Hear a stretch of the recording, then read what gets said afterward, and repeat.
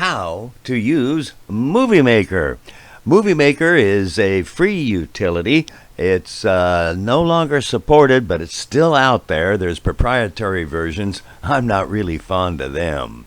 To best take advantage of its abilities, use a 16 by 9 format, like the kind seen on HD TV and is often now viewed in YouTube. While New Times Roman is a standard for print, Garamond is, in my view, far more pleasing, although do note it does not transport well in written documents. While one can create title graphics, which we'll visit in a moment, often better is to do it in the display of the graphic itself, and a good program is the Paint program. And as is true throughout the computer universe, save your work when appropriate, especially when you've made a major improvement.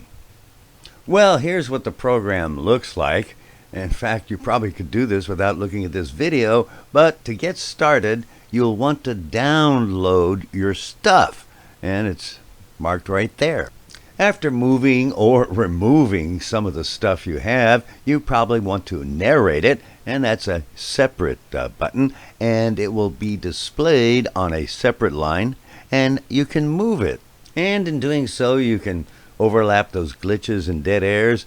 Not quite the segue as it used to be in the older programs. Credits, scrolls, etc. We'll look at an extreme exemplar. It'll open up with a separate screen. You want to choose that font before proceeding and the size of presentation. Here's an extreme exemplar.